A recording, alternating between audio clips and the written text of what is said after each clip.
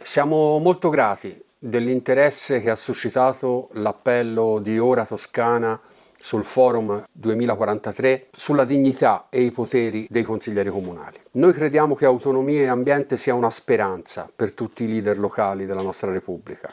Per cosa abbiamo fatto autonomia e ambiente? Per le persone che invecchiano, che hanno bisogno quindi nel loro quartiere o nel loro paesino di poter raggiungere a piedi tutti i servizi fondamentali, a partire da un ambulatorio per la loro salute. Per i piccoli proprietari di case, che hanno bisogno di certezze normative e fiscali quando si accingono a ammodernare la loro casa. Per una nuova generazione di imprenditori che hanno senz'altro una coscienza ambientale e che vorrebbero vivere sotto norme più semplici e non smarrirsi sotto una miriade di norme europee, statali o regionali. Per coloro che vogliono proteggere la propria identità culturale locale, la propria storia, le lingue madri, la spiritualità, la propria diversità, che sono il più grande patrimonio, non solo individuale e privato, ma collettivo e pubblico della loro comunità. Agli amministratori locali vorremmo restituire il potere di cambiare concretamente le cose nella loro comunità e nel loro territorio, dando loro la possibilità di occuparsi di acqua pubblica, di beni comuni, di ogni servizio pubblico, senza dipendere da tecnocrazie alte e lontane. Non esistono infatti ricette che vadano bene a tutti i territori e questo ci distingue profondamente da certa sinistra e da certa destra che credono di avere una ricetta per tutta la Repubblica. Noi crediamo invece che ciò che viene deciso dai vertici delle multinazionali, da Bruxelles, da Roma, da Milano, non può e non deve essere imposto senza mediazioni in Umbria, negli Abruzzi, a Napoli o nel Salento. Autonomia Ambiente è una sorellanza di movimenti territoriali, in parte autonomisti e anticolonialisti storici, ma oggi anche nuove realtà civiche, ambientaliste, localiste. Siamo un modello di confederalismo politico dal basso. Anche altri ci hanno provato in passato, ma non ci sono riusciti per mancanza di cultura autonomista. Ricordo le liste verdi, le reti di cittadinanza, molti gruppi civici locali, i quali invece che ritrovarsi in una vera confederazione sono stati poi spesso usati da opachi vertici politici nazionali. Si sono ritrovati peggio di quanto succedeva negli antichi partiti popolari, dove i dirigenti locali godevano di un certo prestigio, di un certo rispetto e i capi nazionali erano molto meno ipocriti e meno prepotenti.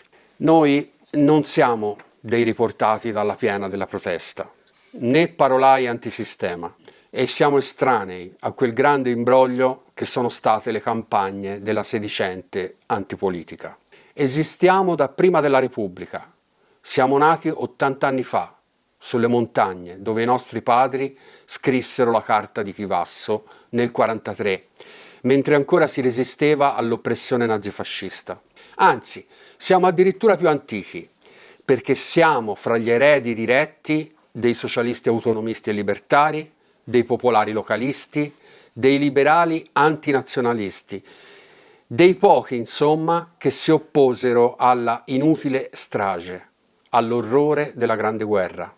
La nostra antica idea autonomista entrò nella Costituzione, che volle una Repubblica delle autonomie in chiave antifascista e anticentralista, capace di stabilire legami equi, paritari, solidali, con tutti gli altri territori d'Europa e del Mediterraneo, oltre che di contribuire alla decolonizzazione, alla solidarietà internazionale, alla pace mondiale.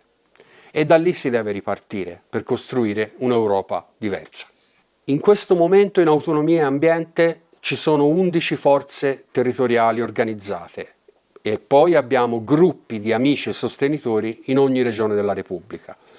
Siamo una parte, magari piccola, ma faremo fino in fondo la nostra parte.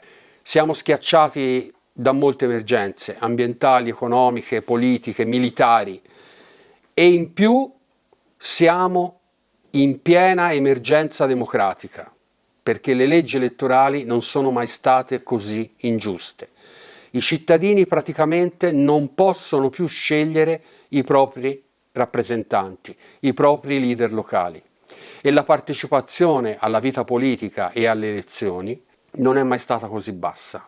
Useremo quindi le elezioni europee del 2024 per rendere visibile la nostra lotta per le autonomie e per l'ambiente, per la pace, per la giustizia, per la salvaguardia del creato, con serietà, con mitezza, con un po' di poesia e speriamo anche con allegria.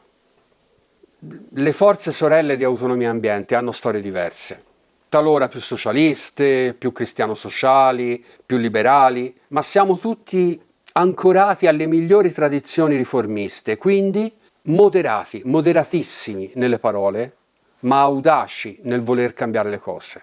Siamo distanti, anzi ci ripugnano coloro che ottengono il voto degli arrabbiati con slogan proibizionisti, forcaioli, giustizialisti. Abbiamo dimostrato sul campo capacità di collaborazione con persone sia di centrosinistra che più moderate. Tuttavia, in questa battaglia contro il centralismo possiamo contare solo su noi stessi e sui nostri alleati civici, ambientalisti e localisti. Per anni l'autonomismo è stato messo all'angolo da pensieri sbagliati o degenerati, come il leghismo, il nordismo, il sudismo. Ora basta. Mai più il nord contro il sud. Mai più autonomie speciali contro le autonomie ordinarie. Mai più autonomie tradite attraverso promesse impossibili. Nella Repubblica delle Autonomie e nell'Europa dei popoli, tutti i territori devono camminare insieme verso obiettivi di autogoverno, aiutandosi gli uni con gli altri contro il centralismo.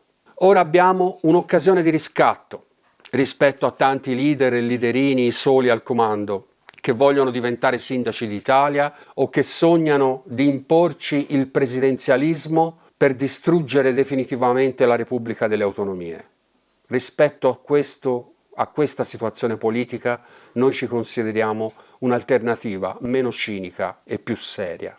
Manca poco più di un anno alle elezioni europee, a cui vorremmo presentare la nostra lista, il nostro patto per le autonomie e per l'ambiente. Sappiamo che in questa Repubblica ci sono comunità di cittadini attivi che possono capire il nostro messaggio semplice e radicale. Volete che l'Europa diventi come le altre grandi potenze, come la Cina di oggi, in cui popoli e territori vivono sotto un potere autoritario? Oppure volete che l'Europa diventi come la Svizzera?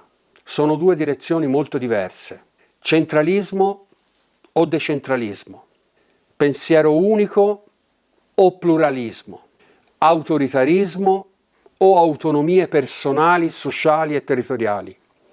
Guerre senza fine o compromessi fondati sull'autogoverno dei territori? Sorveglianza universale oppure protezione della vita privata? Dittatura della finanza internazionale oppure casse locali di solidarietà? Strapotere delle multinazionali farmaceutiche oppure libertà di cura in strutture pubbliche senza fini di lucro? Dittatura digitale globale oppure decentramento con tecnologie aperte e disponibili per tutti? Qualche persona responsabile della propria comunità o impresa locale avrà compreso quanto sia drammatica la situazione e noi contiamo su di lei per uscire dal cono d'ombra mediatico e superare il quorum del 4% alle elezioni europee. Dobbiamo riuscire a farci ascoltare come ci riuscirono Giulio Bordon, Piero Calamandrei, Tristano Codignola, Andrea Finocchiaro Aprile, Emilio Lussu, Aldo Spallicci, Tiziano Tessitori alla Costituente. Se fallissimo, scegliete voi una distopia a piacere, nella quale tutto ciò che ci rende umani, sentimenti, cibo, botteghe, lingue, socialità, spiritualità, verrà distrutto.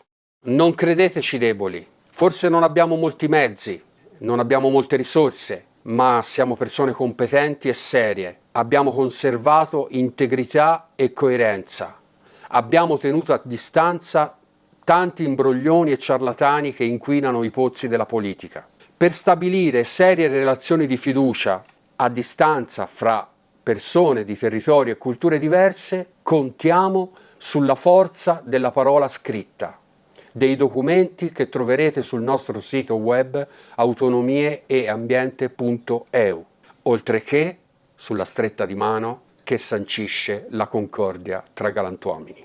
Conosciamo la nostra gente e la nostra gente conosce noi. Ci gettiamo nella lotta per lasciare un mondo a misura di persona umana alle generazioni future. Grazie.